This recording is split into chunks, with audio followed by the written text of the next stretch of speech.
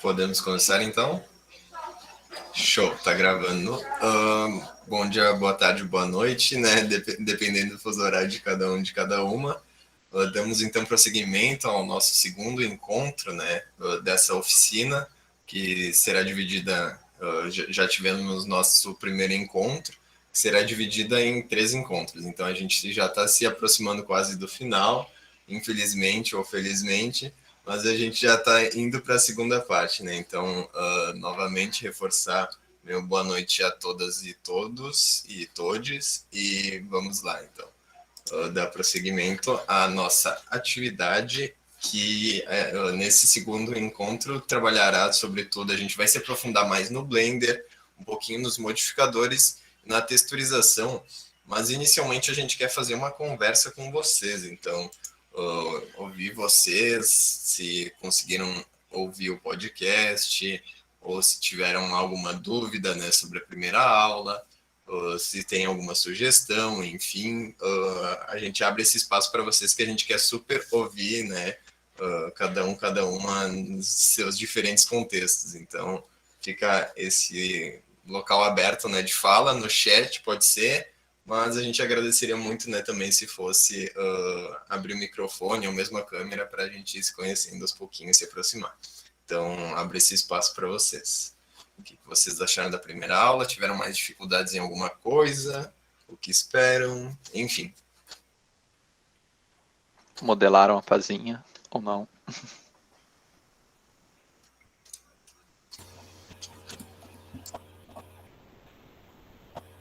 Eu sei que o Matheus e quem mais tiveram 2 envios pra gente. E o Moroni também modelou a colher de pedreiro e ficaram bem legais, gente. Parabéns.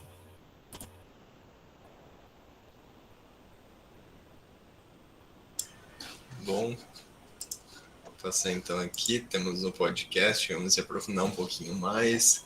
O podcast, então, ele respondendo uma pergunta, né, que foi lançada ali no chat antes da gente começar a gravar, então, para ficar o registro. Podcast, ele era uma leitura, uma bibliografia sugerida.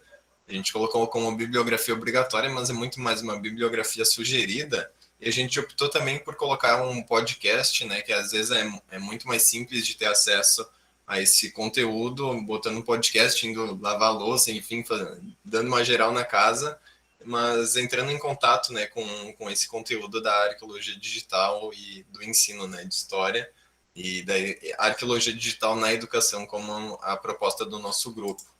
Então, não sei se vocês não querem comentar algo sobre, ou enfim, a gente pode passar, mas aqui eu coloquei o QR Code, né, caso o pessoal não teve acesso ao PDF, claro, todo mundo teve, mas ali para aproximar esse contato de vocês, né, só aproximar a câmera do celular e, enfim, salvar para ouvir quando tiver tempo.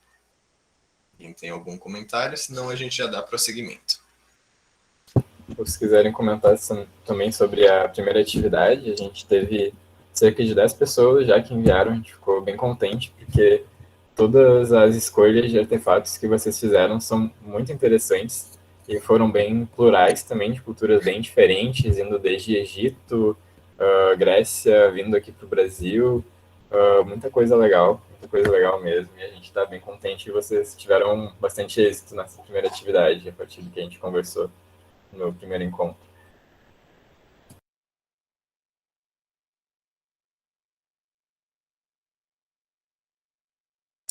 Nada então, pessoal, tá bom? Fazer o quê? A gente vai dar prosseguimento, então. A gente dividiu, assim como a primeira aula, numa parte mais teórica e depois numa parte mais... ali, a Ana. A minha eu não achei fotos boas na net, mas era machadinha craô, olha só. Mundo pequeno. A gente fez uma atividade, né, com uma machadinha também em G, que, né, o grande tronco é ancestral também, né, dos craô. E, enfim, muito bacana, assim, um mundo bem, muito pequeno. Matheus, ainda pode enviar atividade obrigatória, né? Eu esqueci de fazer essa pesquisa, tranquilo, reafirmando, vou até voltar ali no slide da conversa, reafirmando, a gente não estipulou um prazo, né, definido, não precisa fazer uma, duas, três, né? Conforme a semana, a gente sugere mais para ir acompanhando. Mas, enfim, o prazo a gente é uma semana depois da semana final, mas a gente super também, né, tá aberto a ampliar esse prazo, enfim, vai depender de vocês, assim, a gente sabe, né, contexto da pandemia todo, enfim, tá. Flávia, eu fiz o exercício, mas não enviei. Envia por e-mail isso, Flávia, envia por e-mail. Reforçando também a questão da presença, se o pessoal, né, não conseguiu ver ainda a aula 1, que a gente soube, né, também que tem um pessoal novo, né, que tá aqui, a presença vai se dar, a gente vai dar um número e, enfim, posteriormente deverá ser preenchido, né, a presença se dará dessa forma, a gente não vai tirar print da tela, não vai ter uma lista de presença, mas a gente vai salvar, né, vai falar esse número logo após o intervalo, de 10 minutinhos, né, que a gente estipulou, e assim a presença vai ser contabilizada. Kathleen, como é a machadinha, Ana? Já gostei que já estão dialogando. Flávia, curti fazer a colher de pedreiro. Meu namorado manja e me ajudou. Foi massa. A gente viu, acho, no Instagram, deu para ver super, assim, a texturização desses aspectos, né? Mesmo o metálico ali ficou muito bacana, Flávia. Parabeniza ele. Show, já vão colocar lá no grupo, então. A gente pode mandar também o link lá daquela discussão que a gente realizou no Museu Universitário de Arqueologia e Etnologia com um achado CRAO, né, que daí já vai trocando, a gente vai trocando figurinhas, enfim, e acho bem bacana. Mais alguma coisa, pessoal? Alguma dúvida? Então, o chat está aberto. Tá, ok. Qualquer coisa, eu tô compartilhando ali, ó. Moroni, vocês vão ensinar como fazer as texturas? Sim, a gente vai ensinar um pouquinho hoje. Como nossa proposta é mais, né, a arqueologia digital na educação e não né, tão focada assim no Blender em si mesmo, por si mesmo, nesse sentido, a gente vai dar algumas pinceladas em texturização, sim, mas a gente vai também mandar links, né, caso vocês queiram se aprofundar mais nessa questão da texturização. Enfim, a gente pode mandar para vocês terem mais esse contato. Mas como a nossa proposta também é não assustar muito, a gente vai, né, ficar um pouquinho mais superficial na questão de texturização, mas sim, a gente vai dar umas pinceladas, tanto que ali, né, tinha colocado, a gente vai trabalhar um pouquinho da texturização e mesmo da renderização. Kathleen, falei de vocês para o pessoal da UFRN, muito bacana, a gente agradece. E, enfim, eu vou dando prosseguimento, mas qualquer coisa podem me interromper super ali no chat, né? Eu estou compartilhando tela, então eu não estou vendo muito bem vocês. Às vezes eu tenho que trocar de guia, então... Enfim, dando prosseguimento, como havíamos, né, mostrado, a gente vai fazer uma discussão mais teórica inicialmente, depois na prática. Diferentemente da aula 1, onde teve uma questão, né, de 50% teórica e 50% prática, a gente vai dividir esse encontro em, inicialmente, uma primeira metade de teórica, uma segunda metade de prática, depois uma terceira metade, não, um quarto, né, de teórica, um quarto de prática, um quarto de teórica, um quarto de prática, aí fica mais dinâmico. Mas, enfim, inicialmente, então, como a proposta de teoria, a gente quis colocar o conceito de arqueologia virtual. A gente discutiu no podcast sugerido a questão de arqueologia digital, questão de cyberarqueologia, um pouco da questão, né, de arqueogaming também, mas a arqueologia virtual ela é um pouquinho menor do que a arqueologia digital, que é esse grande guarda-chuva que congrega, né, a arqueologia digital, virtual, desculpa, cyberarqueologia e o arqueogaming, enfim, que nem a gente havia dito na aula, no encontro 1.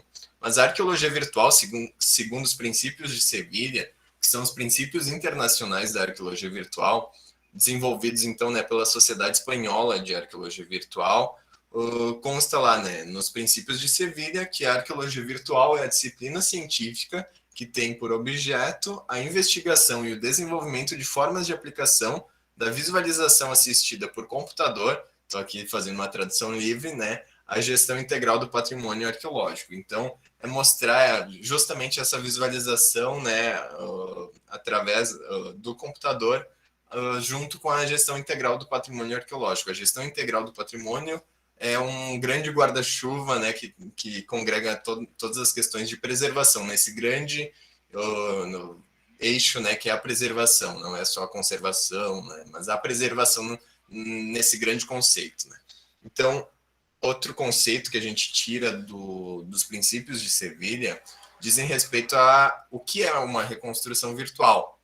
A gente problematiza também essa questão no podcast sugerido, mas a reconstrução virtual, segundo os princípios de Sevilha, ali de dezembro de 2017, né, ratificado, melhor dito, ele é um pouquinho anterior, mas compreende a tentativa de recuperação visual. Então, a tentativa, a gente sabe, né, que mesmo com tecnologias perecíveis, com artefatos perecíveis, como de matéria orgânica, às vezes não se preserva tão bem.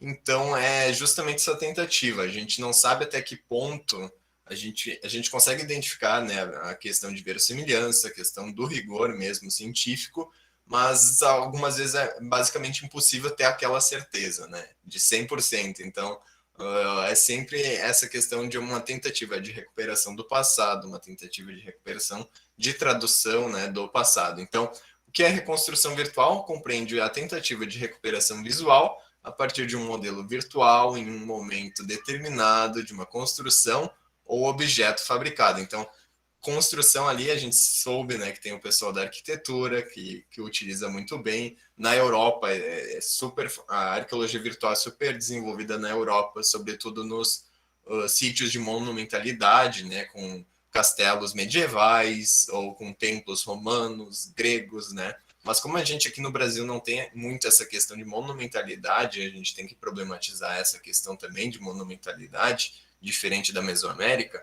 Aqui a gente se dá principalmente a arqueologia virtual no Brasil, ela se desenvolve bastante em função dos objetos, dos artefatos, né? Então, a partir dali, né, então é levada a cabo por arqueólogos e demais especialistas, né, vinculados ao patrimônio arqueológico e à ciência histórica, né? Então, passando para o próximo slide, a gente colocou aqui uma pergunta. É uma reconstrução, uma construção, né? Até que ponto é uma reconstrução? Né? Toda reconstrução virtual é uma construção, não há dúvida. Hoje, inclusive, a gente coloquei ali, esperando que a Amanda tivesse aqui, talvez para comentar, traçar comentários a respeito. Hoje tivemos o simpósio, né, temático que envolvia arqueologia em jogo, arqueologia digital, no Congresso da Sociedade de Arqueologia Brasileira, que é a reunião mais importante da arqueologia brasileira, da arqueologia nacional, e justamente trouxeram comentários a respeito do se é uma reconstrução ou se é uma construção, né? Então é uma falácia da reconstrução, é uma interpretação virtual em potencial. Ela pode ser modificada daqui a 5 anos, daqui a 5 meses, daqui a 5 dias. Então a gente tem que pensar que tem todos esses aspectos que a gente tem que criticizar também, não é basicamente ali, ok, tá 100% pronto. Então aqui, seguindo os princípios de Sevilha, os objetivos deles, não vou ler tudo, né, 100%, mas é gerar critérios facilmente compreensíveis, aplicáveis por toda a comunidade de especialistas, né, nessa questão, arquitetos, historiadores, engenheiros, gestores, esse grande diálogo, né, promovido entre as diferentes áreas, estabelecer diretrizes, então, né, facilitar ao público um maior entendimento e apreciação, né, do trabalho que desenvolve a disciplina arqueológica, estabelecer princípios e critérios. É bem importante essa questão dos critérios também. A gente não pode, sei lá, dizer, os aliens fizeram essas cerâmicas, né? Poder até pode, mas a gente vai ser super criticado e não vai seguir o rigor científico, né? Mas também promover o uso responsável, muito importante o uso responsável dessas novas tecnologias, mesmo questões éticas atuais sobre ossos, né? A gente tem que pensar a respeito disso, contribuir para melhorar, né, os aspectos de processo de investigação, conservação, difusão que é nosso foco, né, do projeto de extensão, e abrir novas portas, né, aplicação de métodos e técnicas digitais, que nem a gente comentou na nossa primeira aula, onde a gente disse, não, existe uma arqueologia tradicional e arqueologia digital, mas elas não são, né, inimigas, elas devem ser compreendidas como arqueologia, com essa grande ideia, né, de arqueologia bem feita, como a gente havia mencionado na aula anterior. Então, aqui os princípios de Sevilha, depois, logo após, tem o QR Code, se vocês quiserem acessar eles, né, ler passo por passo. Os princípios de Sevilha, mega resumidamente, são esses. Então, é interdisciplinaridade, finalidade, complementaridade, autenticidade, rigor, né, histórico, eficiência, transparência científica, formação e avaliação. Então, lendo os princípios de Sevilha, cada ponto tem alguns artiguinhos, né, especificando, mas mostra-se, né, aqui a questão da finalidade é muito importante. Sempre que a gente faz, né, essa modelagem, a gente tem que ter uma finalidade do porquê, né, porque é a partir dela também que a gente vai notar as características de quão mais profunda a gente tem que ser na fidedignidade, né? Então, mostrar esses aspectos também é o que precede ainda a modelagem 3D. Então, a autenticidade também é muito importante. E a questão da complementaridade, acho que de todas, assim, a minha é a que mais me chama a atenção, porque a questão da complementaridade diz justamente que essa modelagem 3D ela não substitui o patrimônio arqueológico, né, vivo, a materialidade do patrimônio arqueológico, a menos que esse patrimônio se destrua. Então, através, né, de terremotos ou terrorismo, enfim, esse patrimônio só é substituído pela arqueologia digital quando ele é destruído completamente, ou, enfim, não se tem, né, possibilidade de extrair mais dados a respeito disso, e, óbvio, sempre há possibilidades, né. Então, passando adiante, aqui tem o QR Code, caso vocês queiram. Então, até o vídeo está sendo gravado para o nosso canal do YouTube, então deixar 10 segundos aqui, né, para o pessoal que está assistindo a gravação, apontar o celular e acessar os princípios de Sevilha, são bem interessantes. Então, aqui a gente vai passar para texturização, para a primeira parte, né, de prática. Então, convido o Bruno a compartilhar a tela. A gente vai fazer essa questão de texturização que o Moroni havia sugerido. Então, o pessoal que tiver feito a modelagem da colher de pedreiro pode abrir aí, colocar do ladinho e ir assistindo, ou mesmo depois, né? Enfim, a gente vai dar um destaque a isso. Então, vou parar de compartilhar a tela, passo a palavra para o Bruno. Beleza, pessoal.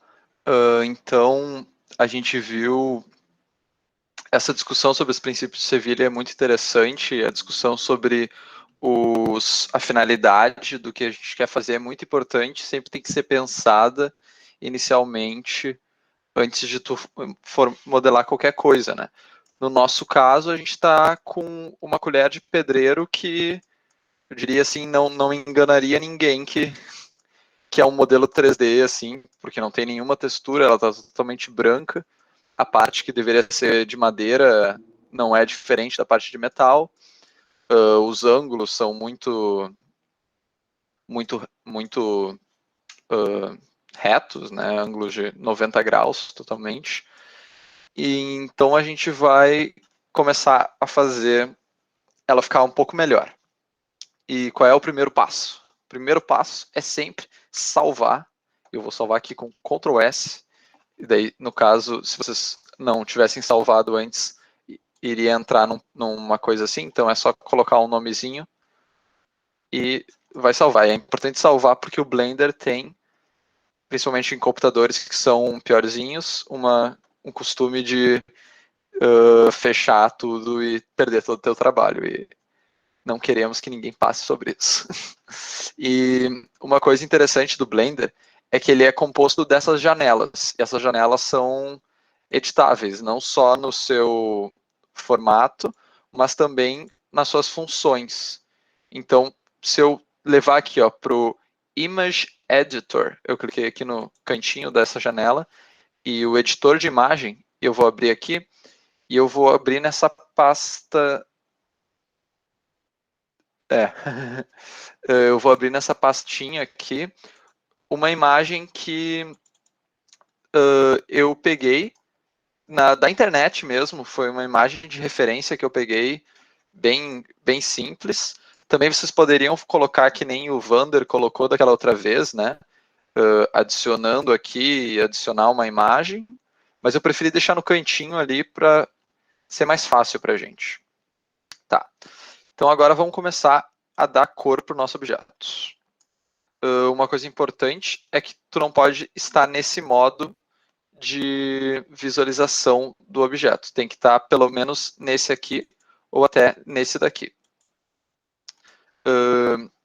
Daí a gente vai clicar nesse Material Properties, que é um vermelhinho que tem aqui embaixo, e clicar no novo material. Ó, deu para ver que ele mudou um pouquinho de cor aqui em algum momento, mas é isso. Essa parte da nossa colher já tem um material. Se eu trocar aqui na Base Color, que é a cor de base dele, eu já posso mudar a cor dele. Mas a menos que a gente queira uma colher de pedreiro muito colorida, a gente vai deixar ela... A gente vai mexer na cor depois um pouco. Mas o que é importante? Isso aqui que a gente está vendo é uma forma do Blender de tentar imitar os materiais de verdade. Então aqui tem tipo a metalicidade do material, o quão metálico ele é, e vai de um valor de 0 a 1. O especular é como ele interage com a luz, e que não dá para ver muito bem, porque não é um exemplo muito bom, mas ele basicamente, assim, se tu estivesse olhando aqui na nossa imagem, a gente vê que a madeira aqui, ela é mais especular, assim, porque ela tá dando reflexo, tu tá conseguindo ver o reflexo que tem de fora, assim, não é uma luz difusa. Isso também envolve o roughness, que se eu coloco em 0, ele vira quase um espelho, ó. E ele está espelhando aqui, no caso, num fundo que a gente tem como trocar depois, né? Mas ele está espelhando aqui um fundo diferente. E quanto eu aumento totalmente, a luz, quando bate, fica totalmente difusa lá. E é como se ela não refletisse tanto. Então eu vou deixar aqui mais ou menos na metade aqui. Eu vou aumentar o metálico bastante, porque é de metal, então já vai dar um aspecto melhor. Aqui tem outras questões que a gente acaba não usando muito, por exemplo, esse specular tint, tu acaba não usando muito, isso só vai utilizar se tu tiver... Esse aqui tu usa mais para, se eu não me engano, para quando tu está modelando algum carro e tu quer fazer a cor do objeto, o reflexo dele se comportar de maneira diferente. Mesma coisa para todos esses aqui de baixo, aqui, esse clear coat aqui também é para se tu quer dar um aspecto mais de tinta e tudo mais. Então, uma coisa que vocês podem se interessar talvez fosse nesse transmission, mas isso é um pouco mais complicado se tu quisesse fazer algum tipo de vidro, assim. Mas de resto a gente já fez quase tudo aqui. Eu só vou deixar ele um pouco mais cinza. E deu. A gente já tem mais ou menos a nossa pá da pá de pedreiro já está melhor. Agora, se eu clicar nessa outra parte do material, eu vou ter que fazer tudo de novo, será? Ter que clicar new, fazer todo de novo o material? Não precisa. Inclusive, se tu fizer desse jeito, que é clicando aqui no cantinho e clicando no material, tu vai poupar muito espaço no teu computador, né? Porque daí tu não tem que ficar criando um material para cada objeto, assim, que daí é bastante custoso para o teu computador. Tá, agora nós já temos as partes de metal. Dá para falar que isso aqui também é de metal, pode ser de metal também. Uma coisa boa de se fazer, que eu não tinha feito, é mudar o nome do material. Então, vou escrever aqui, metal. Porque daí a gente se lembra que esse é um metal. Agora, essa nova parte aqui, a gente vai dar um aspecto de madeira. Então, eu vou cliquei nela e agora não adianta eu fazer isso daqui, porque não é um metal. Então, se eu fiz isso, eu posso só remover ele aqui, e daí eu não vou ter removido das outras, e eu vou criar um novo material. Esse novo material, ele tem uma cor específica, essa cor de madeira mesmo. Qual é uma forma fácil de eu pegar essa cor? Se eu ficar tentando achar aqui, vamos dizer assim, tem que ir nessa roda RGB e teria que procurar aqui, seria mais ou menos isso, mas daí eu não sei muito bem. É um pouco complexo, mas uma forma muito fácil de fazer, por isso que é importante ter a imagem já no Blender, é pegar aqui e pegar esse conta-gotas. E daí se eu clicar aqui, eu peguei a cor mais ou menos do material. Peguei a cor exatamente do ponto que eu peguei. Mesma coisa funciona para qualquer ponto do Blender. Por exemplo, se eu quiser pegar esse azul aqui, posso pegar também. Mas nesse caso eu vou pegar aquele marronzinho ali. Não é marrom, é quase um branco. Ele tem esse aspecto também de... Mas ele não está muito parecido, é só uma cor sólida aqui, né, o que a gente está fazendo. Mas isso não é tão problemático agora.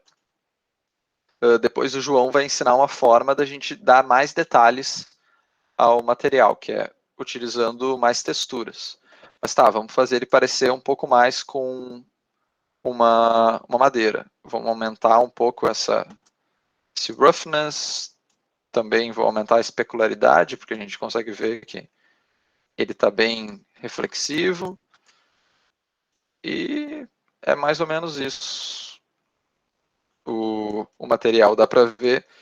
Na nossa referência, a gente não está seguindo não tem esse objeto, então a gente pode deletar ele. Ó. Eu vou clicar aqui X e deletei ele.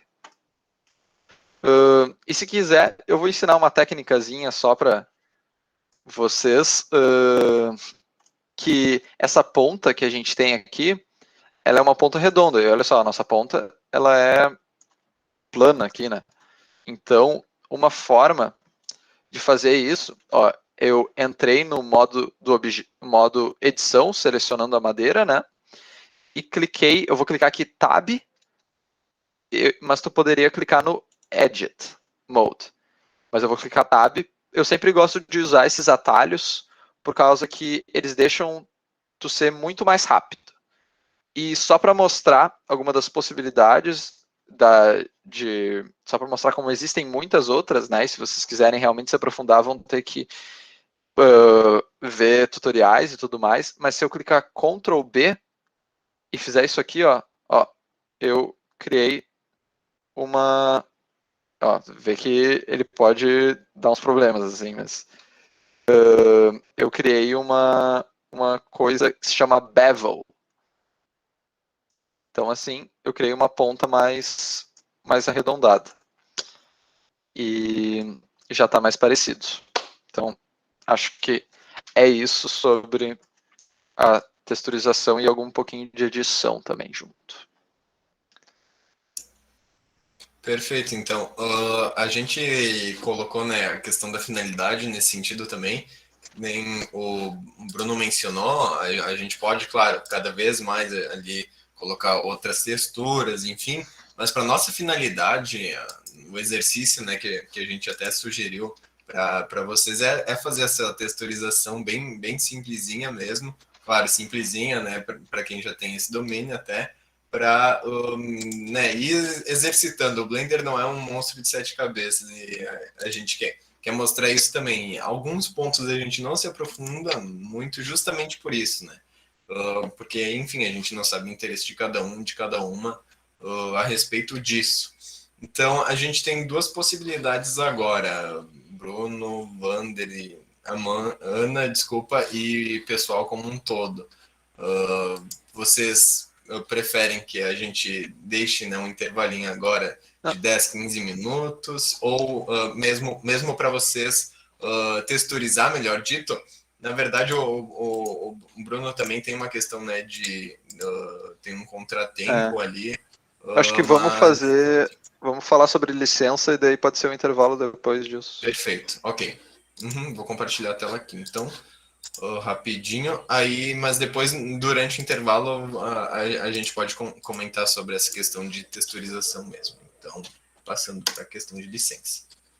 Estão vendo? Uhum. Tá bom, pessoal. Então, agora a gente vai falar de uma parte muito importante para o nosso projeto, que é a questão das licenças abertas e a possibilidade de usar e como a gente licencia as nossas criações e como a gente pensa também. É um assunto bem grande que eu gosto bastante. Eu trabalho num laboratório de desenvolvimento de tecnologias livres e abertas, né?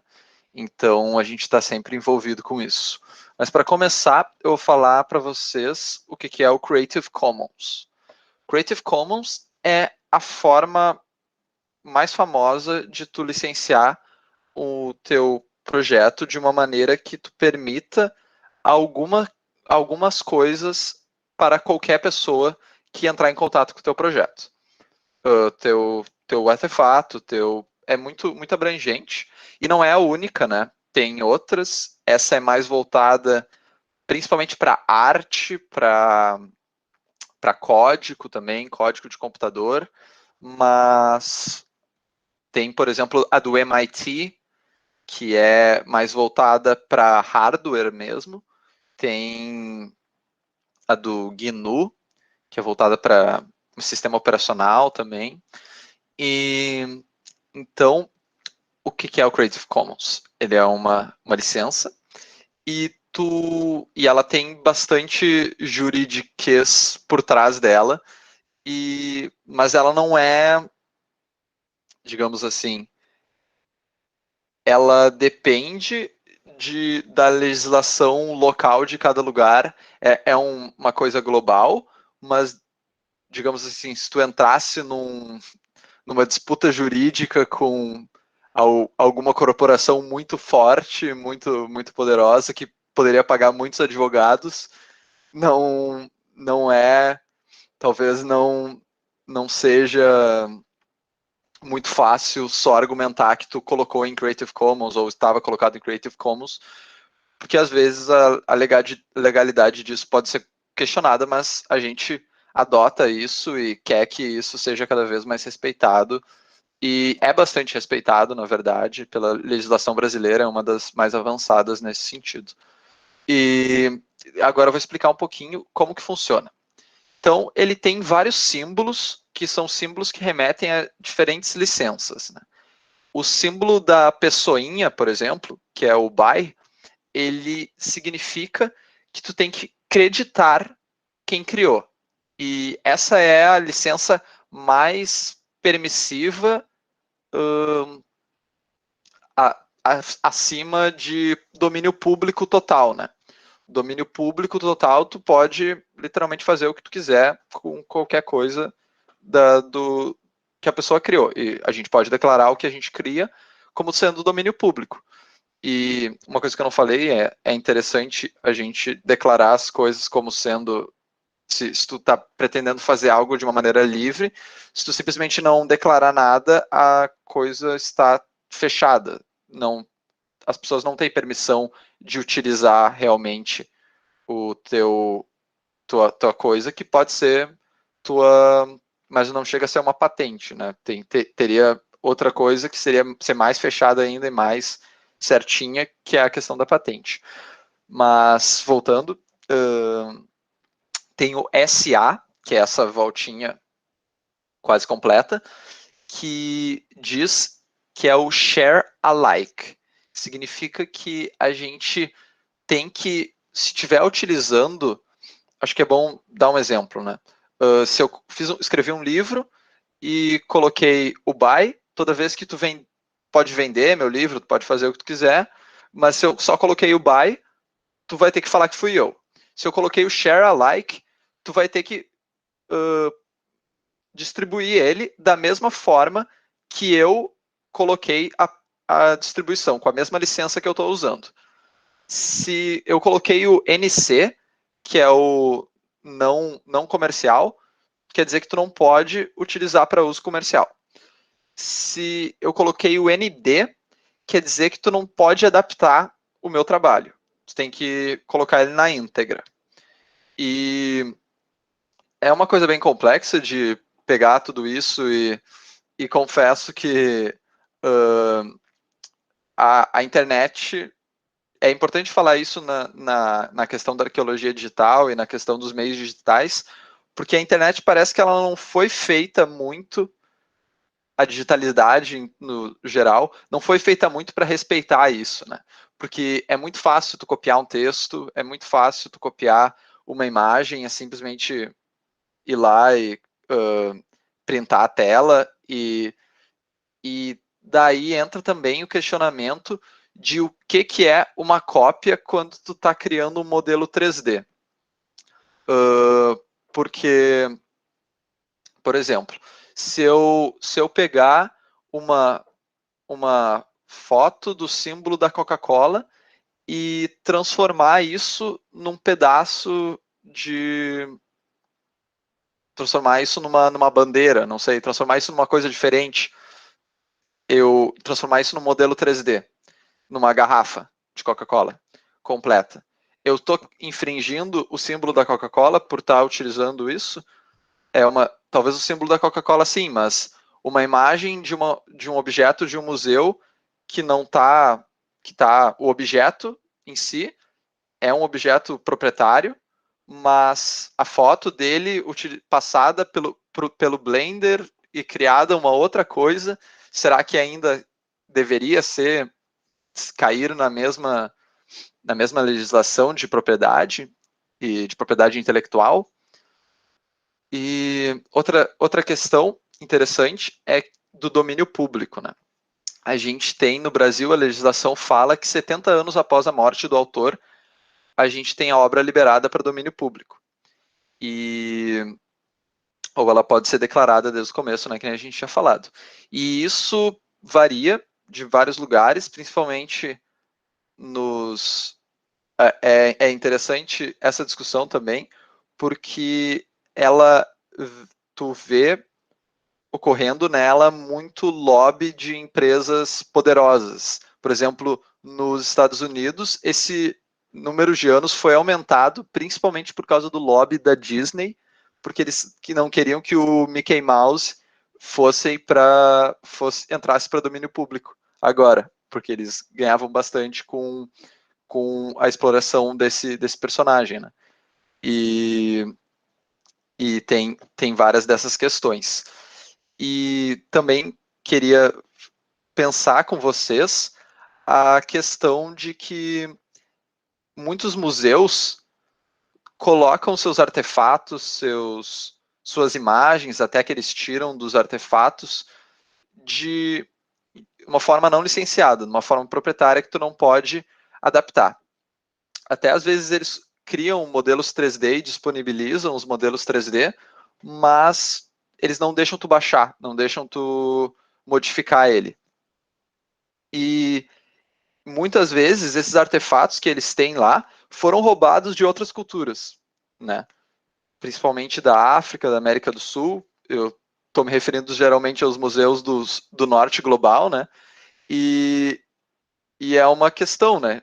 Porque essas culturas que tiveram seus artefatos roubados não têm nem possibilidade de utilizar eles a partir do meio digital.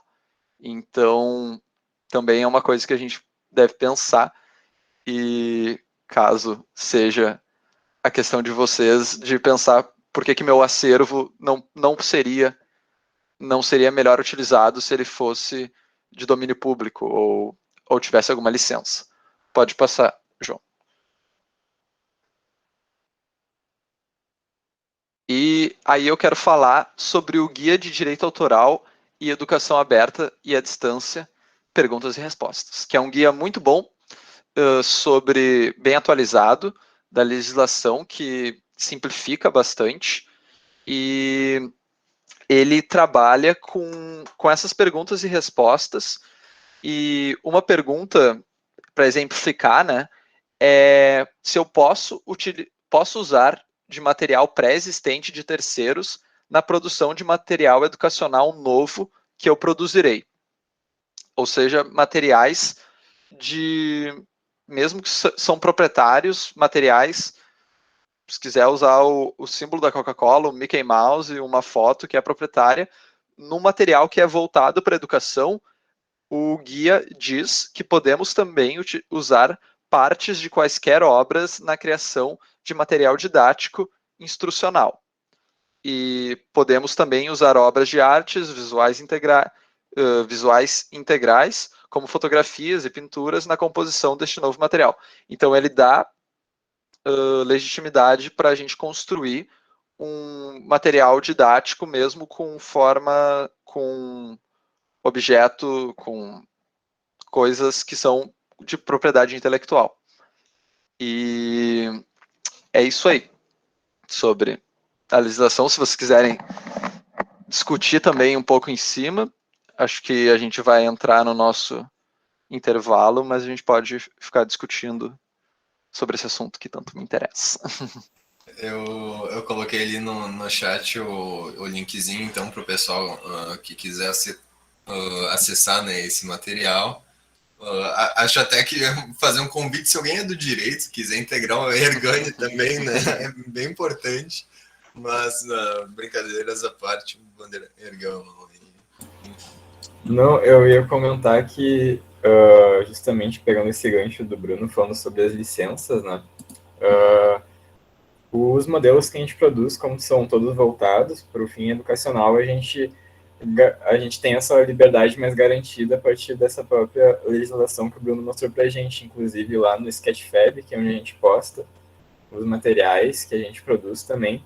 O próprio site permite a gente colocar ali qual é o tipo de licença que a gente quer que seja o material, e se vocês forem observar lá, vão ver que todos os modelos que a gente postou lá, eles estão em Creative Commons, né? Eles podem ser usados livremente, ali, desde que atribuir quem produziu, e eles também estão com um download disponível para quem quiser fazer o download, modificar como quiser, tem essa liberdade. E essa questão da licença, ela é realmente bem delicada, né, e bem interessante, mas principalmente por conta desse fato que o Bruno comentou mesmo, da questão, das vezes, a própria cultura não poder lidar com o objeto, ou então a gente aqui que a gente quer trabalhar com esse objeto em sala de aula, a partir de uma foto de um museu, a gente pode usar ou não, principalmente porque, dependendo do método que a gente vai utilizar para a construção do objeto digital, às vezes a gente utiliza a própria imagem do objeto para fazer a textura, meio que pegar a própria imagem e colar no objeto para virar a roupagem dele. Então, se a gente for usar nesse método, por exemplo, tem que se observar a licença daquela imagem. Mas se a gente for, talvez, só observar para pegar a referência em si, não utilizar a imagem no objeto, daí já é uma outra história, daí tem mais liberdade também. É mais ressaltar isso dessas observações. Que nem a Kathleen ali colocou um assunto bem delicado, então a gente tem que ter certa cautela, mas também ter esse posicionamento, né, que a gente precisa trazer o patrimônio cultural para a escola, então, né, a gente tem que ter esse mega cuidado, e a gente também, acessando essas questões, né, desse guia que o Bruno nos compartilhou, a gente está também se protegendo, né, mesmo legalmente, então. Mas, enfim, acho que agora a gente pode discutir se vocês preferem, né, fazer um intervalo, e mesmo se vocês querem um tempo ou uma ajuda mesmo para a questão de texturização da colher de pedreiro, que o Bruno havia previamente realizado ali. Mas, enfim, a gente está por vocês, está super aberto, a gente quer fazer essa oficina mais democrática possível, assim, para todo mundo. Então, não é o João, não é o Bruno, não é o Vander, não é a Ana que decidem se vai ter intervalo ou não. E aí, enfim, a gente abre esse espaço para vocês se pronunciarem, se tem alguma dúvida a respeito dessa primeira metade, né, do nosso encontro, mas, enfim, o que vocês acham? E ali eu gostei também que vocês super compartilharam já no grupo do WhatsApp a questão ali do Machadinho Craô. Se vocês quiserem mesmo, a Kathleen ali, se quiser fazer uma fala a respeito do Machadinho também, tá super aberto aí o espaço para vocês falarem.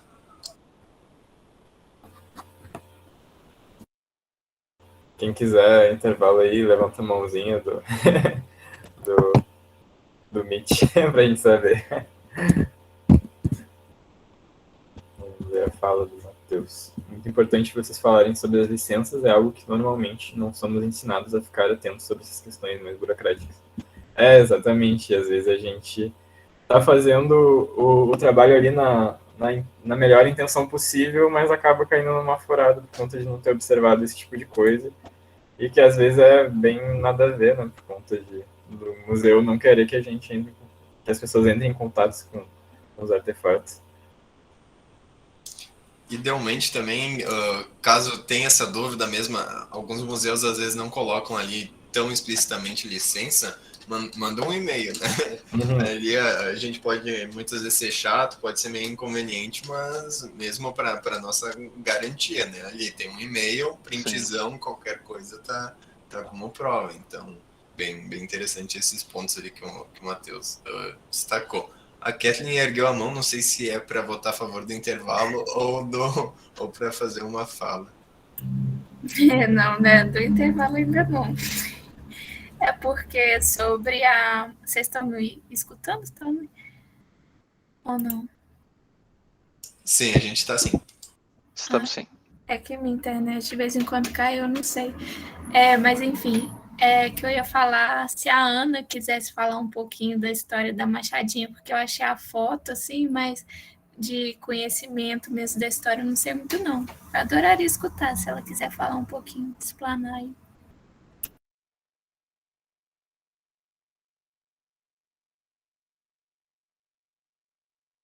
É só uma sugestão. Bom, talvez a Ana pode ter ido pro intervalo. Bom, acho. Tá bom. Não, tranquilo.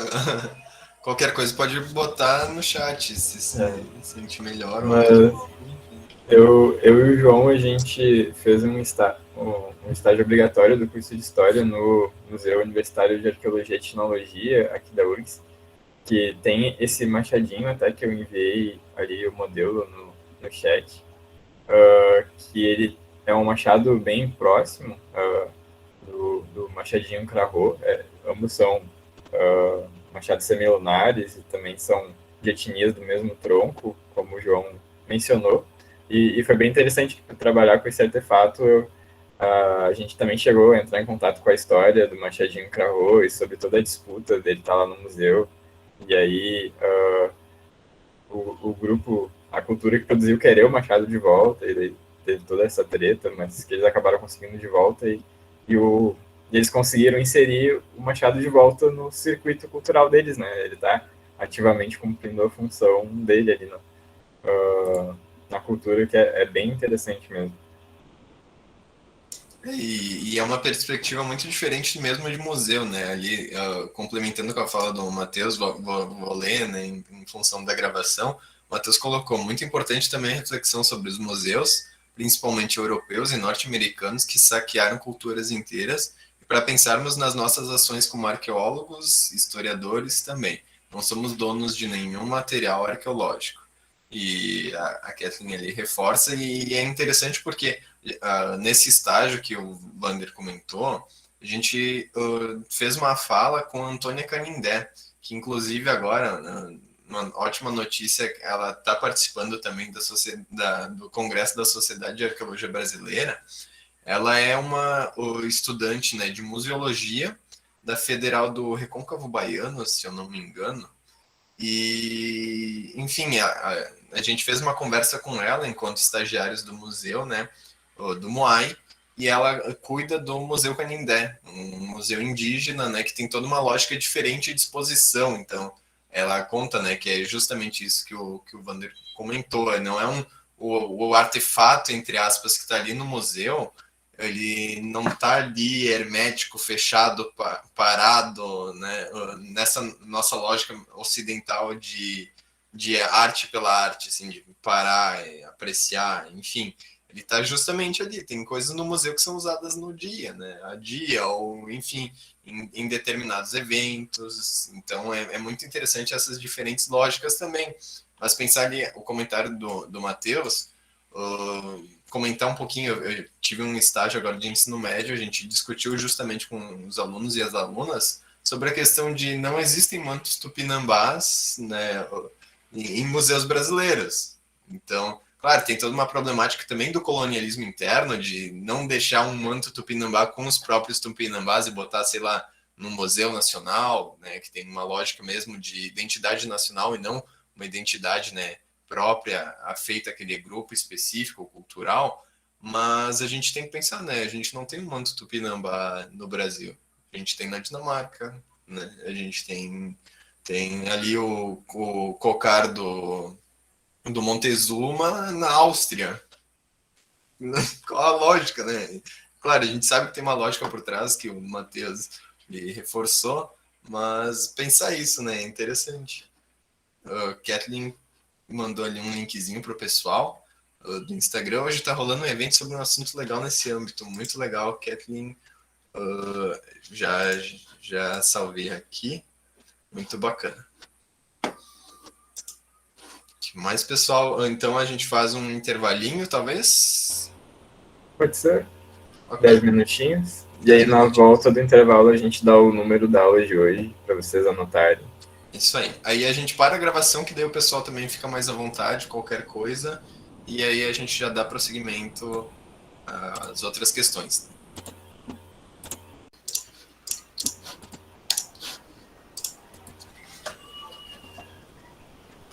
Bom, então, pessoal, ali tem alguns comentários no chat, agora me desconcentrei um pouquinho, mas é bem legal o uso do chat, que daí fica um debate ali paralelo muito produtivo também. Então, mas dando prosseguimento agora, a gente... Estão me ouvindo? Tudo ok? Tá, parou o ruído e eu achei que minha internet tinha caído. Mas, dando prosseguimento, então, a gente vai fazer a modelagem de uma cerâmica. A gente viu que tem vários artefatos que vocês escolheram que tem mais ou menos uma forma, assim, semelhante à cerâmica. A gente viu ali, tem um tarro ou tajo de leite, né? Dependendo da cultura, a gente fala tarro ou tajo. Ali a gente tem também uma mão de pilão e o pilão. Então, tem um formato bastante semelhante. E a gente quis trazer isso, né, também para ter uma... A gente já fez a modelagem da colher de pedreiro, mas que é, né, nosso símbolo do Ergani, nosso símbolo simpático do Ergani. Mas aqui a gente vai fazer então a modelagem e a texturização de um vaso taquara. O que é um vaso taquara?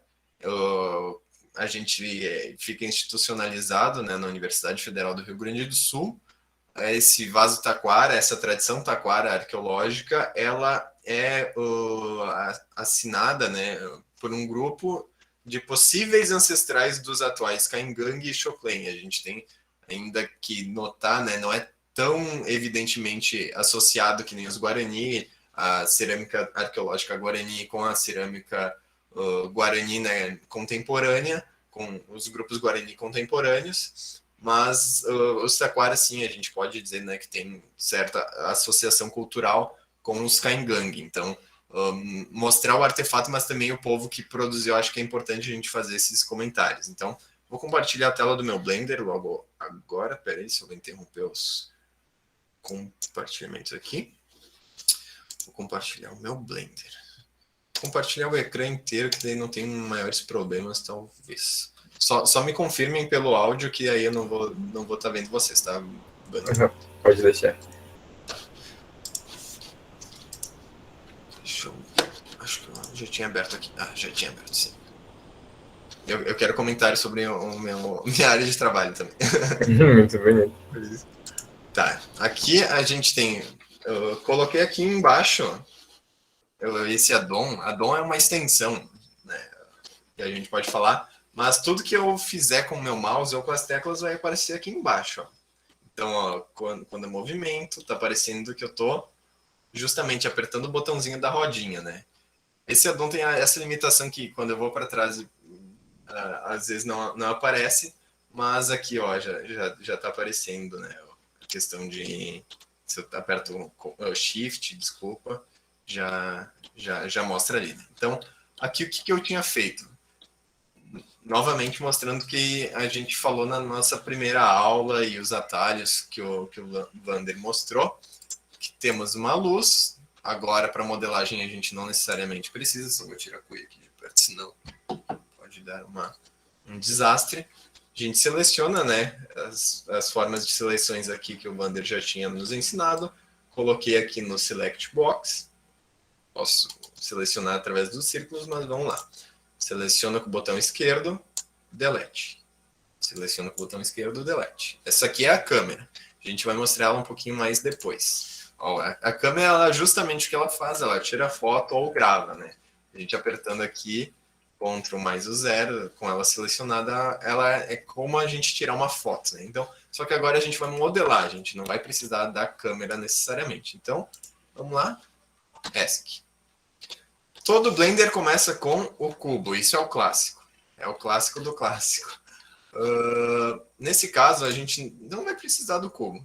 Tem até uma piada que todo mundo exclui o cubo para depois adicionar o cubo. É justamente o que eu vou fazer agora. A gente vai excluir, certo? E vamos colocar aqui esse gizmo, que o gizmo é justamente essas bolinhas, ó. Ele mostra as coordenadas, né, tridimensionais. Como a gente está numa tela 2D, o gizmo ele nos dá esse auxílio, né, de mostrar essa questão de tridimensionalidade. Vamos clicar aqui, no eixo X. Ok.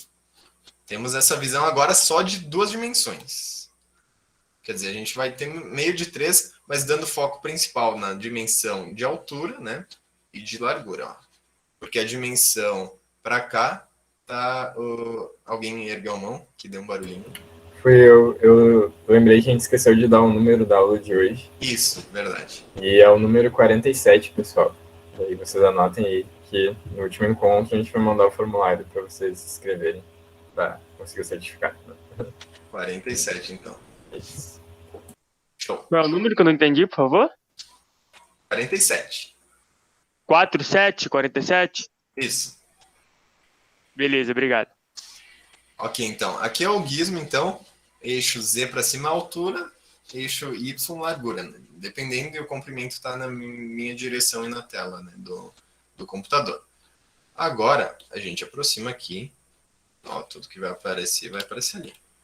Colocamos em adicionar, imagem, referência ao background. Nesse caso, tanto faz, né? Tem algumas diferenças assim na questão de movimento, que aí, dependendo da imagem, não aparece né, em outra dimensão, mas nesse caso não tem porquê, né? Eu explicar melhor a respeito disso. Aqui a gente tem uma pastinha com as coisas da oficina, né? Algumas coisas ali também não da oficina, porque eu sou uma pessoa desorganizada, mas colocando aqui o desenho né, do perfil dessa cerâmica taquara. Aqui a gente nota né, que, claro, a gente já falou a questão da escala, mas nesse caso é mais um exercício, então não vou me atentar muito na questão da escala. Mas aqui a gente pode colocar, né, clicar aqui nessa figurinha que o Vander tinha mencionado na primeira aula, transparência e opacidade. O que ela faz? Controla justamente, né?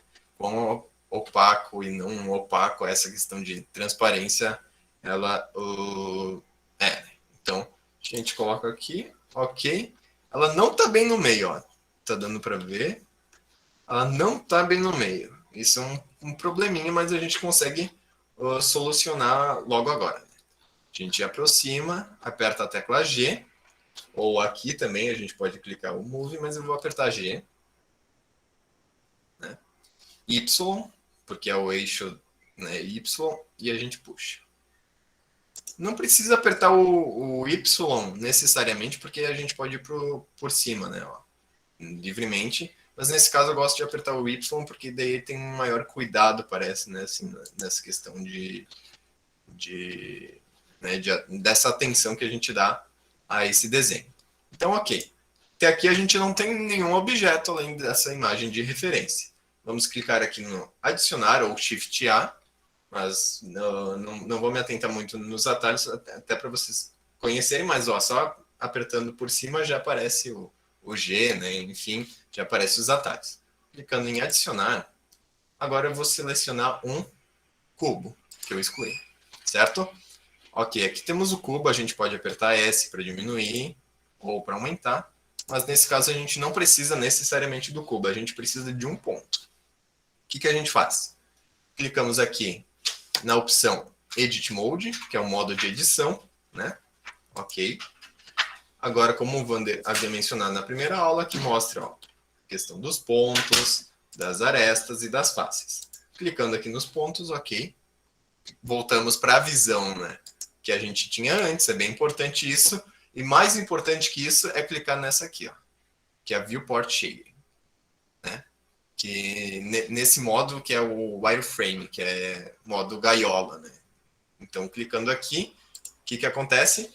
Tudo que a gente seleciona a partir de agora,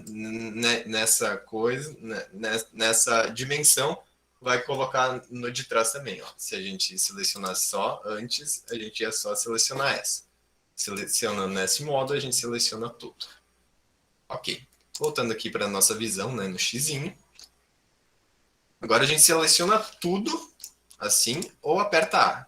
Tanto faz. Eu pessoalmente gosto de selecionar, às vezes eu complico coisas mais básicas, mas enfim. Selecionei tudo. Botão direito, ó, tá aparecendo o botão direito. Merge vértices, ou seja, grudar, né, meio colar assim, quase um join, no centro. Tem outras formas, né, de fazer o que a gente vai fazer, que é querer só um pontinho, mas essa é uma forma bem bacana. A gente pode também selecionar, excluir tudo e apertar E. E fica só com um pontinho também. Ó, aqui só tem um pontinho.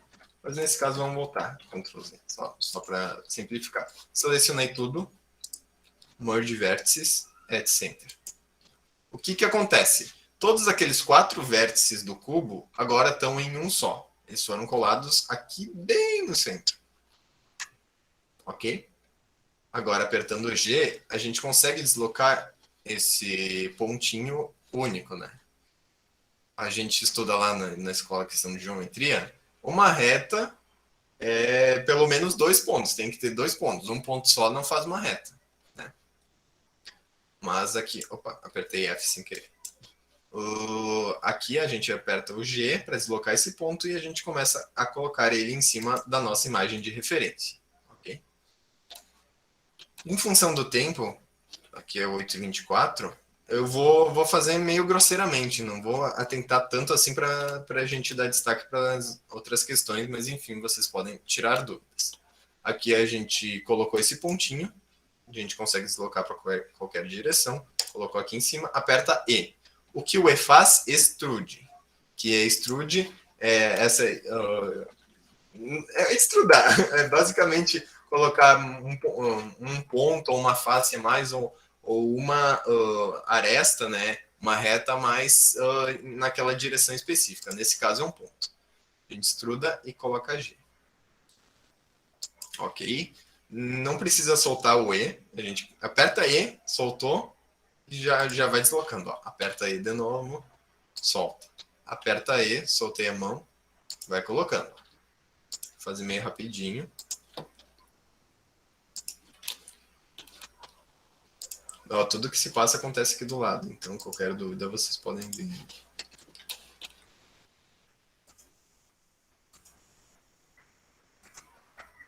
Outra questão que é muito importante é esse ponto aqui, ó, que é o cursor, né, o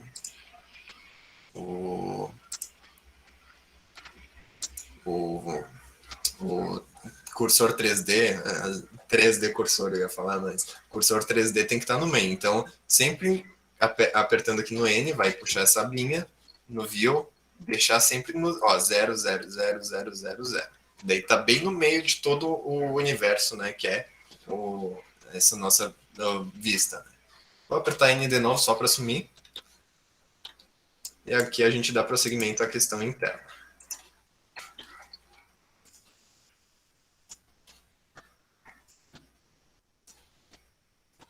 Ok. Tudo meio rapidinho.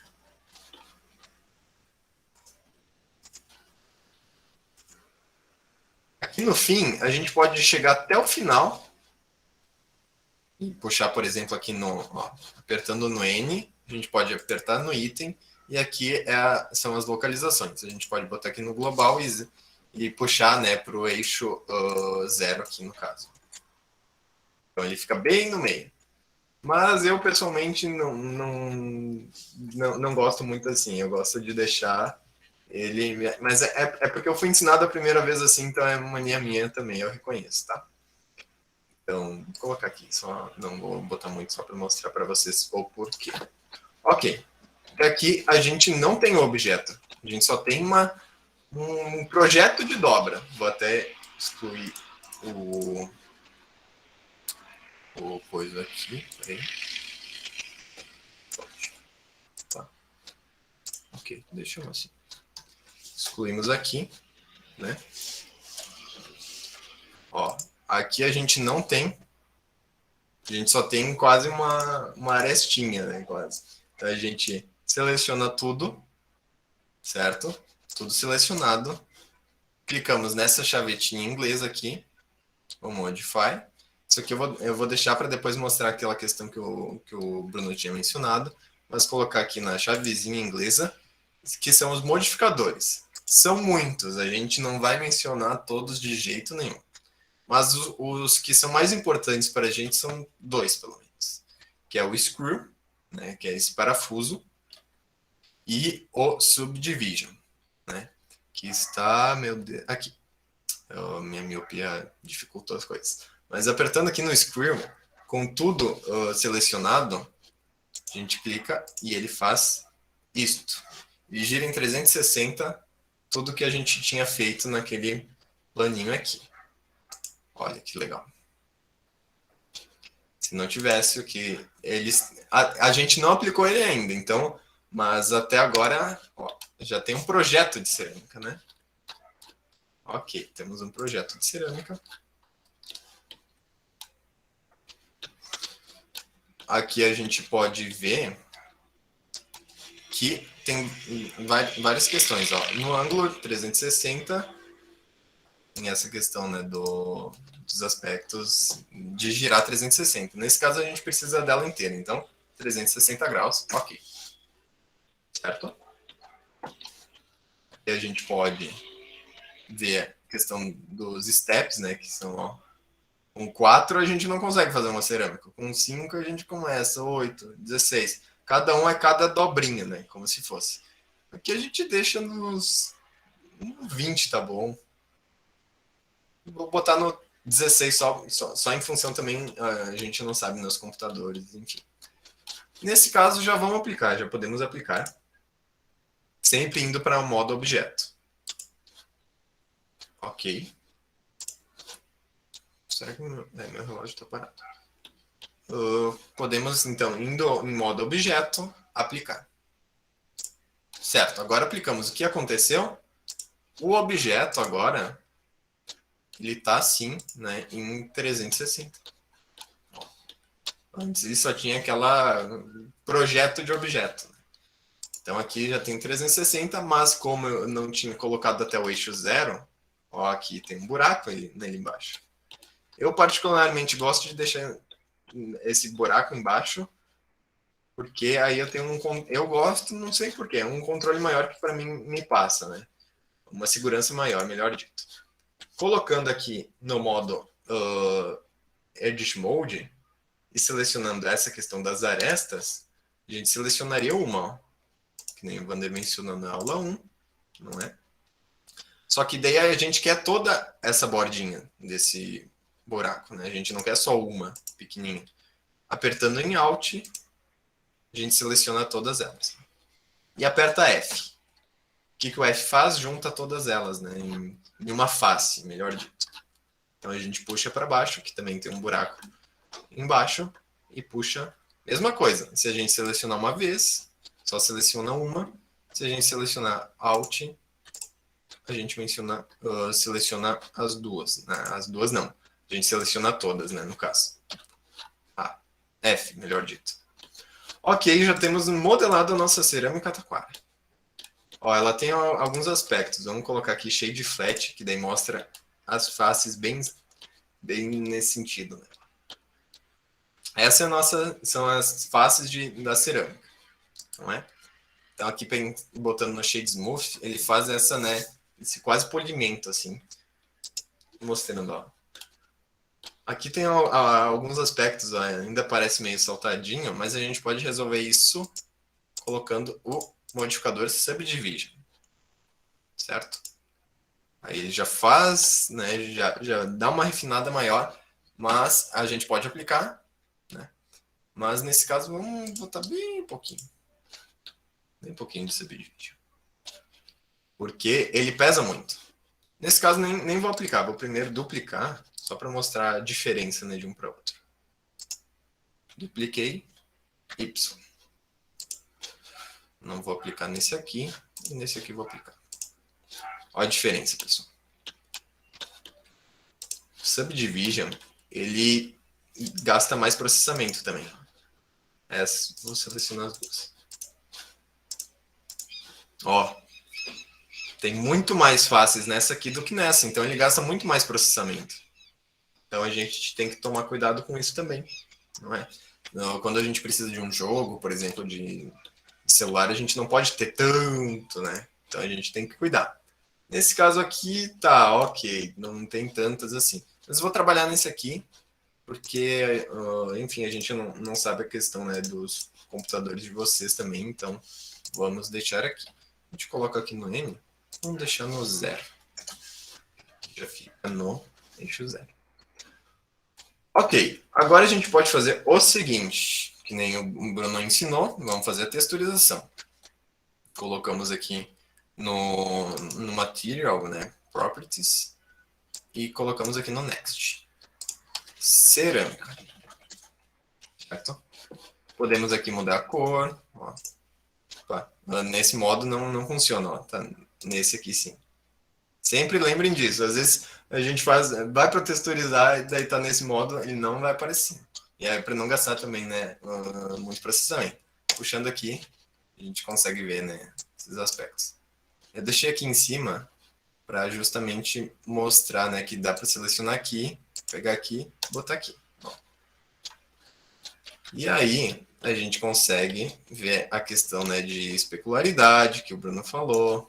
Melhor nesse aqui, só que como não tem luz, né, depois eu vou mostrar a questão da luz, a gente consegue ver essa rugosidade, ó, se a gente deixar ela sem rugosidade, quase vira um vidro, né, um espelho, então mostrar isso nesse sentido é interessante. Tá, ok, aqui nesse caso é uma cerâmica, então ela é rugosa, então vou deixar aqui uns 375, tá bom? Especularidade... Tá, para mim tá ok. Certo? Deixa aqui. Ok.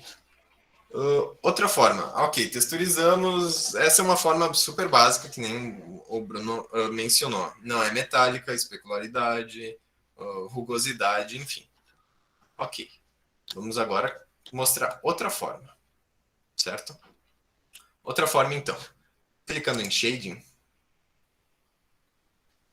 Já vou adicionar também uma luz, só para via das dúvidas. Deixa uma luzinha. Ponto de luz. Isso. Deixa eu ver como é que tá.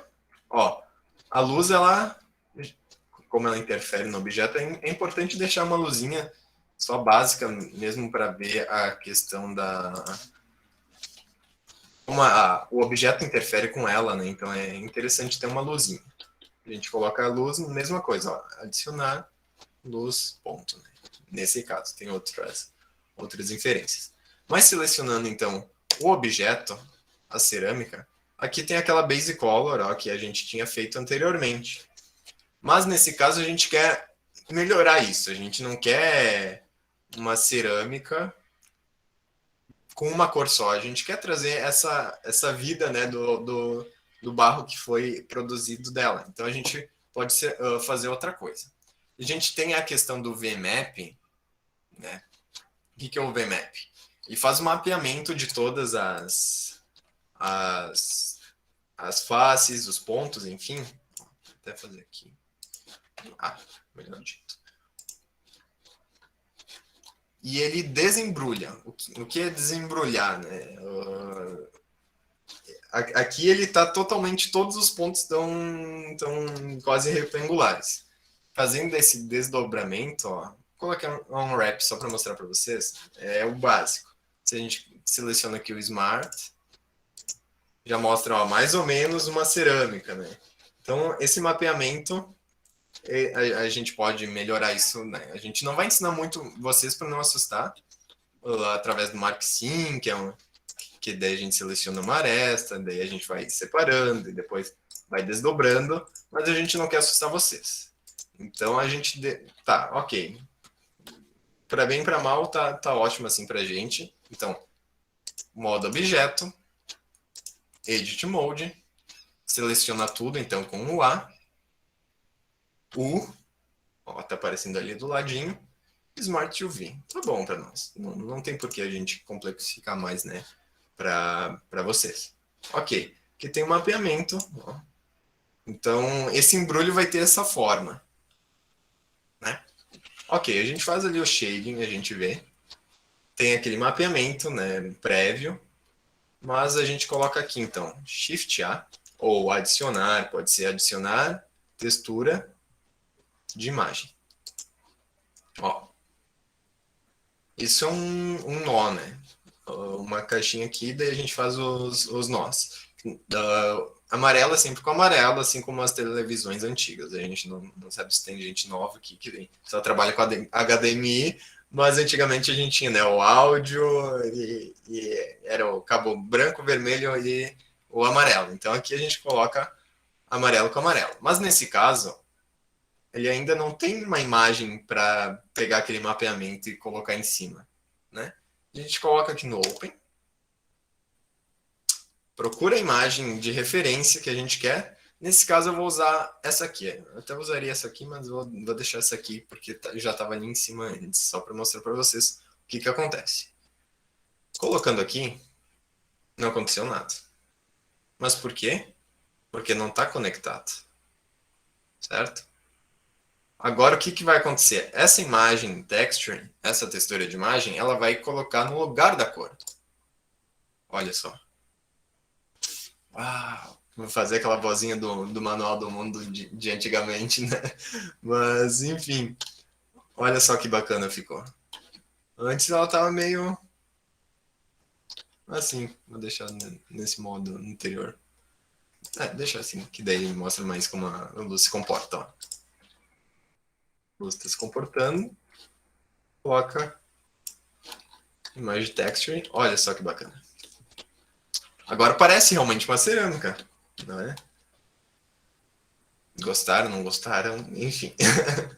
Mas outra forma também, de tempos temos 20 minutos, tá, vou tentar fazer em 10 minutos. A gente tem o que é o addon que a gente mencionou anteriormente, é uma extensão.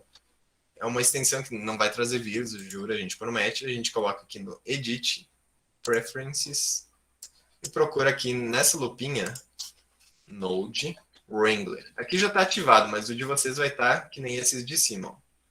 Mas ok, já tem o Node Wrangler. Como eu estou compartilhando minha tela completamente, ó, a gente consegue entrar aqui. Vou até entrar aqui. Vou entrar aqui. Estão vendo? Ok. Procura texturas. Ó. Esse C0 Textures mostra algumas texturas. E como é CC0, a gente pode fazer o que bem entender que não vai dar problema de direito autoral. Ó. A gente tem várias texturas. Nesse caso, aquela lá que eu escolhi usar é uma dessas aqui. Acho que é Ground 6, talvez. Enfim. Talvez é a 5. É a 3, é a 3. Mas, voltando lá, clicando aqui e baixando, vai baixar esses outros atributos aqui. Como a gente não quer também assustar a questão de o normal map, que é mais esse aqui, né, que é a forma como a luz meio que bate, aí, ó, a especularidade. São vários atributos que extrapolam aqueles lá do grafiquinho, né, da tabelinha que a gente mostrou. A gente baixa aqui, né, a questão de resolução. Ok, mas como eu já baixei, não tem por que eu baixar de novo.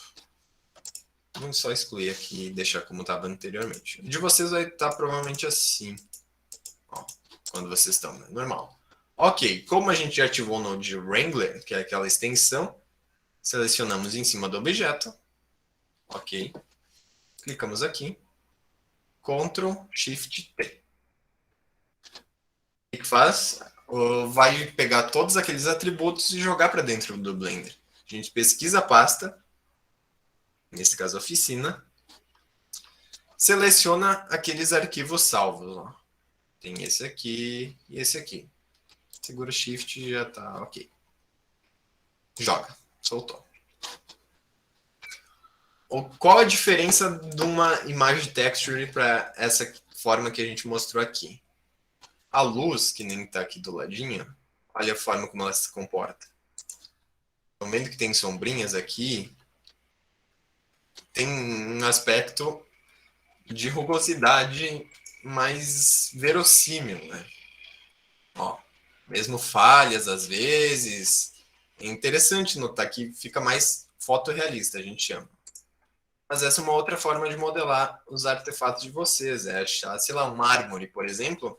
Não tem por que pegar uma imagem texture lá, se na internet já tem disponível, né? Claro, outras formas, a gente tem arquitetos e estudantes de arquitetura aqui, mas a gente consegue ter um grau de fidedignidade muito bom com esses outros aspectos. Então, mostrar nessa forma traz outros atributos que só a imagem texture não faria sozinha. Né? Ok, a gente prometeu que a gente vai colocar também... Deixa eu puxar para baixo aqui. A gente vai colocar uma... Aqui ele está no mundo cinza, vazio. Não é nem cinza, é um mundo vazio. A gente vai querer colocar ele em algum objeto, em algum espaço específico. A gente pode criar esse espaço, mas a gente pode pesquisar HDRI Heaven. HDRI são textura, não é bem, o HDRI não é bem textura de espaço, environment texture, mas é esse aspecto de fora, né? É um mundo externo. Então aqui a gente consegue, né, achar várias de graça, que também, né, tem o Creative Commons, mas aqui eu vou adicionar uma que eu já tinha previamente. Essa aqui é a textura do objeto. A gente quer saber da textura do mundo. World. Clicamos aqui no World. Ok. Clicamos em Shift A. Ou adicionar lá de cima. Texture. Environment Texture. Clicamos aqui. Vamos colocar aqui uma Environment Texture. Eu tenho sempre baixado aqui algumas. Ó. Botando HDRI. Opa, botei no desktop, não no download. HDRI. Aqui são alguns mundos que eu tenho. Vou colocar este aqui. Gostei desse aqui. Eita, tá em 4K? Eita, todos estão em 4K quase. Ah, tá bom. Vamos deixar meu PC sofrer um pouquinho. Open Image. Putz, mas não aconteceu nada. E é importante, ó, prestar atenção nisso aqui, ó. A gente coloca aqui, é diferente. A gente coloca aqui, é diferente. A gente coloca aqui, é diferente. São as diferentes formas de visões, né? Esse aqui é renderizando, ele está renderizando. Ó, né? Aqui é o renderizador. Se a gente puxa aqui, a gente vai para outros renderizadores que a gente vai mostrar logo adiante. Mas mostrando aqui agora, a gente colocou o mundo, ele está cinza. A gente já colocou o mundo dentro, mas a gente não fez essa conexão. 15 minutinhos. Não fez essa conexão. Agora vai acontecer uma coisa muito legal. Ó, agora ele se encontra no mundo. Né? Vou até excluir, ó. Olha como a luz influencia também. Tá vendo? Se vocês quiserem colocar aqui efeitos diferentes, colocar um azulzinho, ó.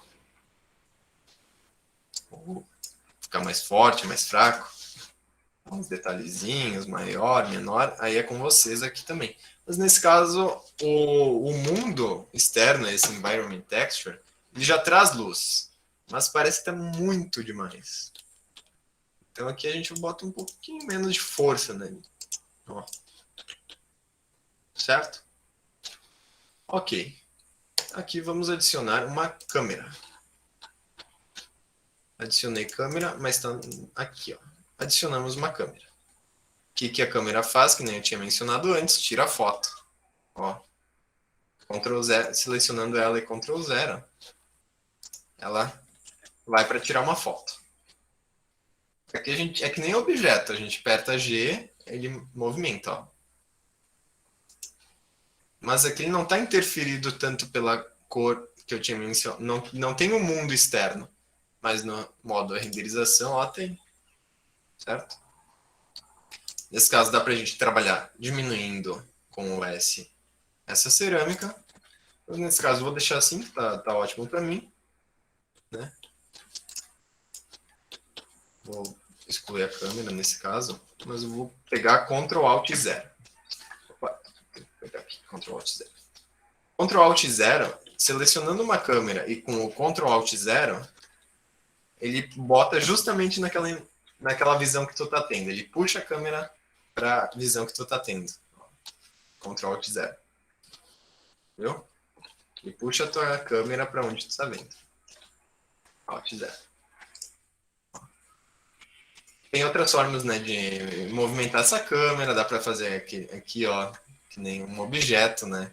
Então, movimentar, ó, como é que é. Tá. Mas o Ctrl Alt 0 funciona super bem, eu acho. Vou pegar lá no fundinho. Ok. Show de bola. Deixa ele pra cá. O que a gente pode fazer mais? A questão da câmera, aqui a gente pode escolher até a lente, os milímetros da lente. Vou botar um 35, que é mais vintage. Sei lá. O pessoal de fotografia que lida com isso tem um ponto super forte aqui, que ó, a questão dos milímetros é bem interessante porque influencia totalmente. Né? Vou puxar ela um pouquinho para a lateral e botar ela aqui no View. Ó, aqui a gente pode botar também essa questão da navegação. Ó. A gente pode botar Fly Navigation ou Walk Navigation. O que faz o Walk Navigation? Se a gente puxar o D, que nem nos jogos, ele puxa para a direita. Ó. Tá vendo? Aí a gente consegue fazer uma escolha mais precisa da cena que a gente quer. Mas aqui tá bom. Gostei, tem um fundinho aqui com uma árvore. Ok. Vou selecionar aqui. Ela tá sozinha. Se quiser, eu posso duplicar. Duplicamos aqui, ó. Shift D ou botão direito, como está mostrando aqui. Né? Duplicar objetos. Ó, agora, tirar. Dá pra gente duplicar. Agora eu vou reduzir, só para não ficar sozinha. Se eu quiser botar uma rotação, aperta R. Botar uma rotação Y. Ó. Pode ser assim. Puxa elas. Gostei delas aqui, mas vou gostar mais delas assim. Ó, agora a gente tem cerâmicas exatamente iguais, claro, essa aqui menorzinha, né? Já estão texturizadas, ó. Aqui não estão texturizadas, olha como é que muda. Aqui elas estão texturizadas, mas não tem mundo externo. E aqui elas têm mundo externo e já tem uma câmera. Já vou mostrar a renderização que daí no próximo encontro a gente tem destaque maior para as coisas, né, de educação, enfim, e já falar um pouquinho do Sketchfab também, sem alongar muito. Aqui, nessa câmera, são as propriedades de renderização. Clicamos aqui. A renderização Eevee, ela é mais leve. O que é um renderizador? Ele faz cálculos de como a textura tá, como a luz bate nela, o que tem no mundo externo, enfim, faz vários cálculos matemáticos e a partir deles cria uma foto ou uma animação, né? Nesse caso, a gente vai fazer uma foto. Já temos posicionado a nossa câmera, já temos posicionado nossos 2 objetos, nesse caso, o nosso mundo externo e uma luzinha. Aqui a gente pode melhorar um pouquinho. A gente pode botar efeitos quase que nem Instagram, né? Aqui a gente tem o Bloom, que são efeitos, né, de como as bordas mais ou menos se portam. Aqui tem o Hair, né, que é mais a questão de cabelos e pelos e coisas nesse sentido, né? Enfim, e aqui a gente tem as management, o color management, né? E aqui a gente tem, ó, efeitinhos, se a gente quiser controlar o contraste, botar um médio contraste, médio contraste tá bom, exposição, pessoal que lida com Photoshop, lida bastante com Photoshop, é interessante, né? Conhece mais ou menos essa questão de exposição e gama. Ok, para mim tá bom. Ok. Temos aqui, então, que renderizar. Tudo que é isso aqui, que é nosso palco, a gente chama de viewport. Agora ele está sendo renderizado com 16 samples, né? Mas da forma como ele não está tão realista, ele está sendo reduzido, né?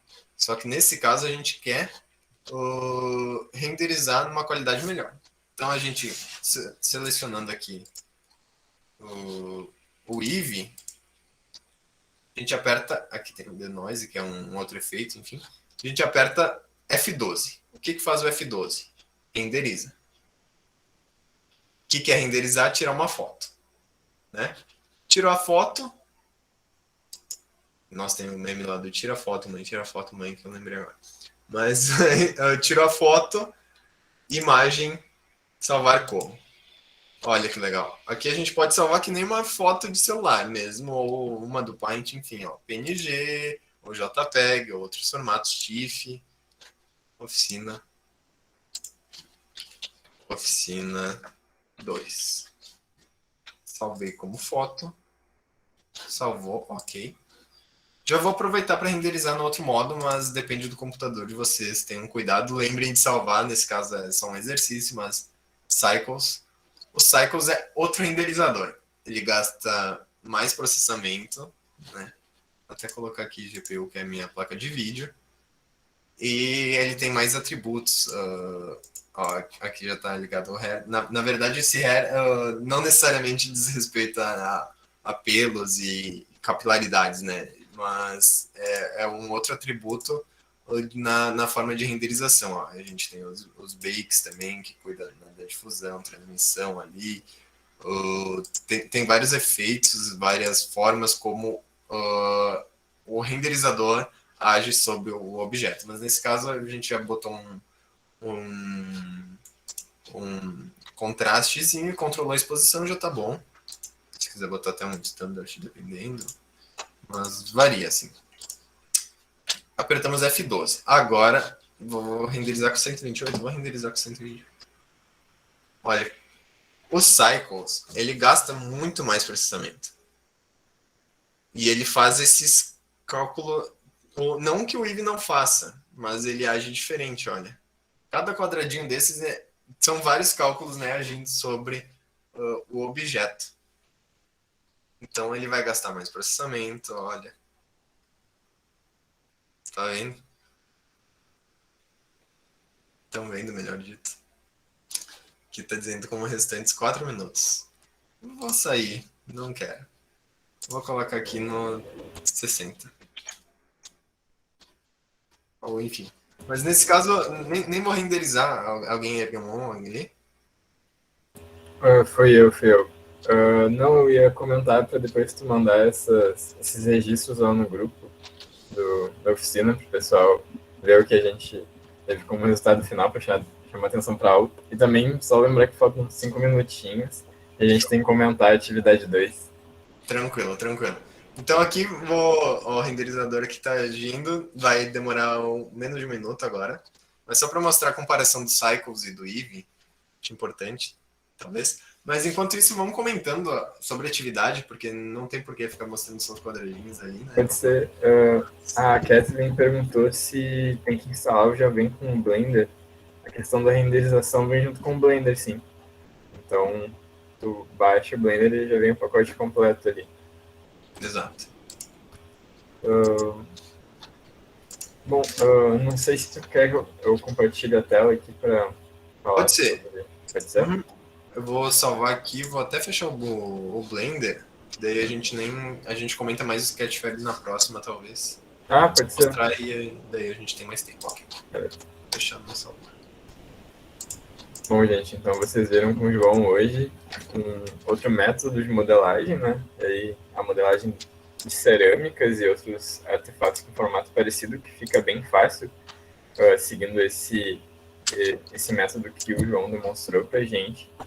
Então, agora a gente vai pensar o que é a atividade desse segundo encontro e aí meio que seguir já o que vocês pensaram nessa primeira atividade também. Eu só vou aqui compartilhar com vocês a minha tela. Vou compartilhar a tela inteira mesmo.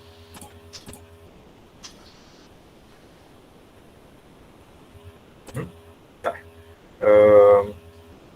Então, primeiro eu queria de novo elogiar vocês. A gente fez uma tabelinha aqui com os envios de vocês e a gente viu que tem muitos artefatos bastante interessantes. Tem tanto cerâmicas quanto pilão, ponta de flecha, outras cerâmicas, tem esse tacho de cobre, esse fuso, bastante coisa interessante. A Kathleen também mandou as esfinges,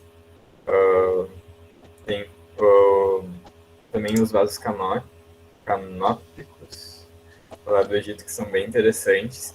E aí o que a gente quer que vocês façam para a segunda aula, aproveitando até essa sugestão que vocês trouxeram nessa primeira atividade. O que seria o próximo exercício obrigatório? A gente colocou 3 opções aqui. A opção 1 é modelar o objeto que vocês escolheram em 3D. Claro, a gente sabe que é bastante complexo, mas quem quer ir para esse lado da modelagem, quem quer se aprofundar, tem essa oportunidade de escolher essa opção. A segunda opção é tentar encontrar um modelo 3D já existente do artefato ou de algum artefato similar, um artefato que possibilita trabalhar essas mesmas questões que vocês apontaram a partir do artefato que vocês escolheram na primeira aula.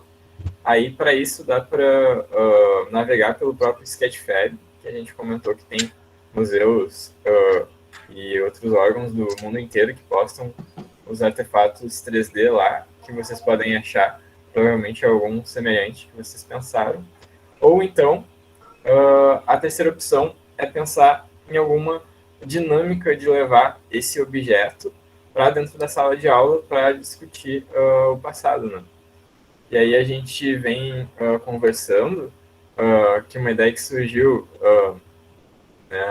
no início dessa semana é de talvez pensar com vocês, depois que acabar a oficina, meio que a possibilidade da gente, dos integrantes do Ergani, modelar esses artefatos que vocês escolheram, aproveitando aí todo esse trabalho que vocês estão tendo de apontar a relevância desses artefatos, e aí ou também nessa segunda aula, então pensar uma dinâmica para levar ele para dentro da sala de aula, a gente pode contribuir para esse trabalho que vocês estão desenvolvendo, tentando modelar esse objeto que vocês escolheram na primeira semana.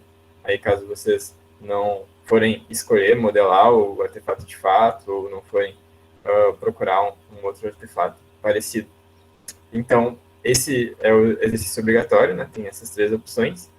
E o exercício de modelagem não obrigatório, também, que a gente sugere, é fazer essa modelagem da cerâmica que o João apresentou hoje para a gente e fazer junto essa texturização. E aí, esses materiais que o João também mostrou ao longo do encontro, a gente vai disponibilizar lá no Drive, para ficar mais fácil o acesso, para vocês conseguirem replicar o passo a passo que o João ensinou a gente hoje, né? Então, eu acho que para o encontro de hoje é mais ou menos isso. Eu não sei se tu quer fechar mais alguma fala, João. Acho que não, acho que tá ótimo, assim, essa questão mesmo da modelagem dos artefatos de vocês, escolhidos por vocês, qualquer dúvida mandem lá no nosso grupo do Whats, questão ali a gente viu que tem cerâmica, a gente viu que tem mãos de pilão com pilão, qualquer dúvida mandem por lá mesmo, a gente sabe que tem ali o tarro, barra tajo de leite, é super parecido com a cerâmica, então... e mesmo vocês podem acessar ali o Sketchfab, né? Isso. Isso. Então, sintam-se super livres, assim. A gente não quis assustar vocês. A gente sabe que essa aula mais aprofundada de Blender assusta um pouquinho, mas esperamos que vocês não tenham ficado assustados e assustadas, né? Nesse sentido do Blender. A gente quer ficar bem... Não quer se aprofundar muito, mas a gente quer trazer coisas legais assim para vocês, para não ficar muito, né, feijão com arroz, embora eu adore feijão com arroz, mas a gente espera que vocês tenham gostado bastante. E acho que é isso. E aí, para quem vai pensar em fazer essa modelagem, né, quem vai querer se aventurar, é interessante que para as primeiras modelagens, assim, quanto mais, vamos dizer, simples é o artefato, tipo um artefato que é liso, uma forma mais, vamos dizer assim, me fugiu a palavra, mais equilibrada, tipo aquela cerâmica que ela faz o 360, ela já está toda completa, ela toda lisinha, em um formato mais simples, são mais fáceis de fazer. E por conta até disso que a gente pensou em oferecer essa possibilidade da gente fazer a modelagem dos artefatos que vocês trouxeram, porque pelo que a gente estava vendo, a maioria deles não são tão complicados e apesar de a gente estar agora no final do semestre, talvez a gente consiga ainda assim fazer, porque a gente achou todas as escolhas muito legais mesmo. Desculpa interromper, mano. E até a proposta, né, do nosso projeto é, como a gente diz, a arqueologia digital na educação, se vocês autorizarem usar isso, né, criar esses planos de aula depois, né, que é mais a atividade, né, de número 3, não dando muitos spoilers, mas dando, é fazer justamente isso, né? Aproximar esse patrimônio. A gente vê, né, que tem gente já envolvida, né, nos campos de patrimônio, já envolvidos com essa questão dos artefatos, e fazer o melhor possível para ter esse diálogo entre diferentes contextos. Né? Isso. E aí, falando um pouco sobre o próximo encontro, para deixar vocês curiosos e com vontade de aparecer, a gente vai falar de algumas possibilidades dinâmicas que a gente já desenvolveu para levar esses modelos 3D para dentro da sala de aula. Eu acho que é uma das aulas mais interessantes, assim, porque meio que mostra como é a prática em si, porque a gente está fazendo uma prática aqui do Blender e discutindo com vocês, mas a gente não falou ainda direitinho como é que a gente coloca isso em sala de aula, que é um grande enfoque da oficina. Então, a gente está bastante ansioso para fazer essa conversa com vocês e também para ver se vocês nos ajudam a criar outras possibilidades para levar para dentro da sala de aula. E acho que é isso. Pode terminar a gravação e daí a gente fica assim para conversar com o pessoal que quiser. Enfim.